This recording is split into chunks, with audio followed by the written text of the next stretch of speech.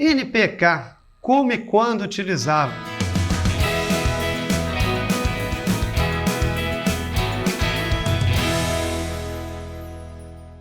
Vamos fazer uma parte 2, tendo em vista que a primeira parte ainda faltou um pouquinho e algumas considerações a serem feitas para não ter ficado um vídeo muito grande e maçante. Então, melhor dividi-lo em 2 para que vocês tenham essa condição, principalmente porque esse canal é bem voltado para o profissional, para o jardineiro, para as pessoas que trabalham executando jardins, manutenção de jardins e queiram dar um upgrade na sua prestação de serviço, com qualidade, com técnica, fazendo as coisas certas de maneira correta para ter um ótimo custo-benefício e para que com isso gere mais clientes e mais retorno financeiro para vocês. Continuando aqui, então vamos primeiro só fazer um exemplo. Nós comentamos dos NPKs mais comuns que existem, são os adubos compostos, que são 4-14-8, 10-10-10, 20-05-20.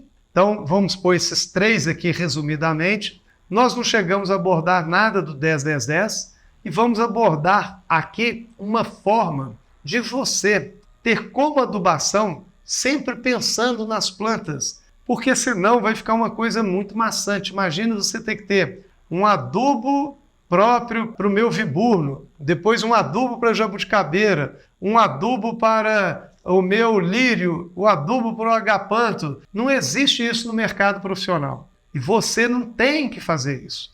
São coisas muito específicas que a gente corrige somente com adubos foliares. Para alguma planta precisa um pouco mais daquilo, ou um pouco menos daquilo, que são pequenas exceções. Na prática, a gente vai trabalhar com 3 condições aí. Então, o NPK, para finalizar aquela parte, a primeira parte do NPK, o 10-10-10, eu poderia usá-lo como manutenção? Poderia sim. Poderia ser um adubo para manutenção de plantas já estabelecidas, de partes já estabelecidas, mas que muitas vezes a pessoa quer colocar o 10-10-10. Tem muitas perguntas desse tipo no meu jardim. Eu não colocaria o 10-10-10 no meu jardim. Por que não colocaria o NPK 10-10-10 no meu jardim, no meu gramado? Porque eu preferiria utilizar um que tivesse um melhor desenvolvimento vegetativo, um 20-05-20, ou talvez até o 20-20-20, dependendo da espécie, para mim ter maior otimização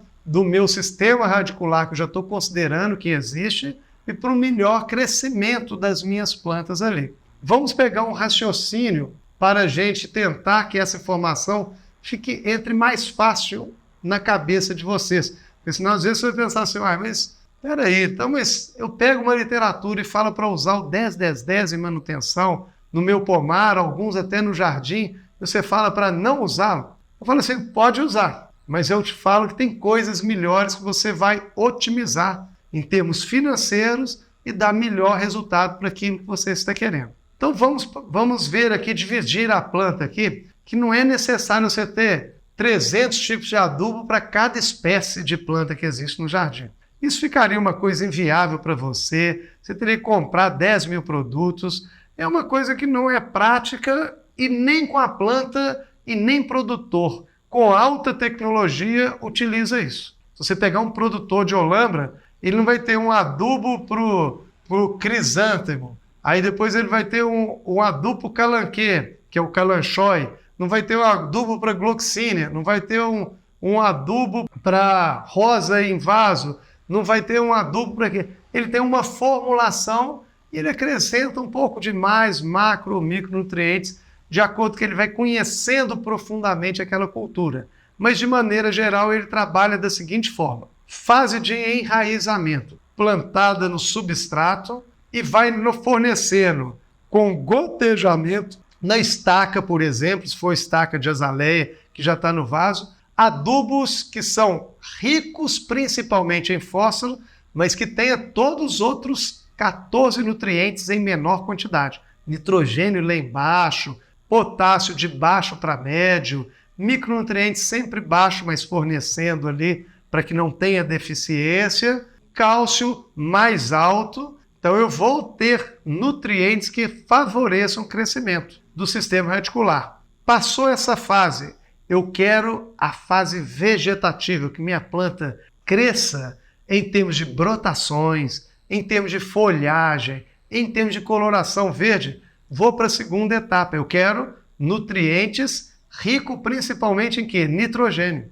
Então, aquele nutriente, aquela solução nutritiva dele, vai ser nitrogênio lá em cima, 35%, 31%, 40%, 28%, 25%, 20% de nitrogênio. Então você vê que é alta a quantidade de nitrogênio, fósforo lá embaixo, potássio continua médio, os outros micronutrientes mais os macros, cálcio, enxofre, etc., que vão como cálcio, enxofre, magnésio, que vão como complementos para ter um balanço bom de macronutrientes, principalmente os cátions, que é o cálcio, o magnésio e o potássio.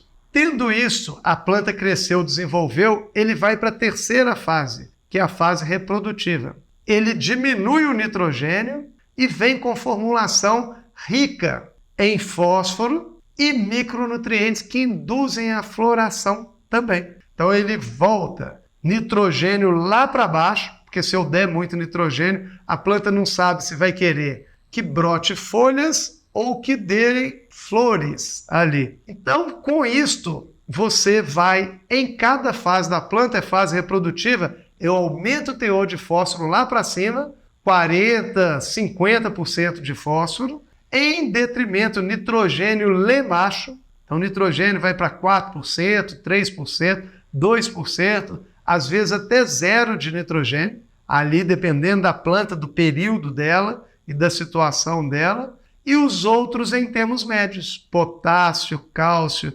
magnésio em termos médios. Então, com isso, eu tendo na cabeça, agora voltando, eu falei de um produtor extremamente técnico, que ainda quando ela começa a emitir o botão, ele corta o fósforo e aumenta lá o potássio, para que dê uma flor grande, com coloração intensa, se for o caso de fruto grande com coloração intensa, porque o potássio é o acabamento da flor e o acabamento do fruto. Então, você tendo isso como consciência, que eu tenho uma fase que é para crescimento de raiz, eu vou pôr adubos principalmente para a formação da raiz, eu tenho uma fase que é para o desenvolvimento vegetativo da planta, que eu quero que a planta desenvolva, fique grande, forme, é uma cerca viva que ela feche toda.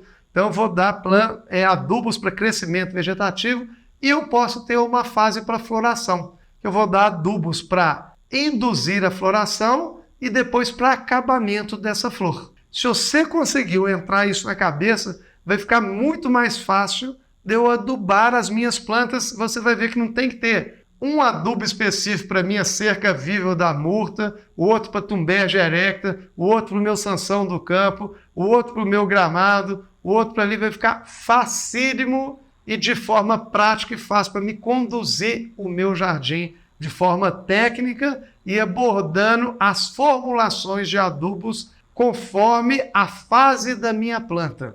Lembrando que tem poucas plantas que precisam de dia curto para estímulo, além do fósforo, da floração, que é o caso do calanchoe, que é o calanquê, que é o caso do crisântemo, é o caso de bico de papagaio, que são exceções. A maioria é induzida por sol e por questão de nível de fósforo disponível para o sistema radicular, para ela absorver, para a planta absorver. Espero que tenha ficado claro. Qualquer dúvida, estou às ordens ali. Mande a sua dúvida e irei responder com a maior boa vontade possível. Obrigado e até a próxima.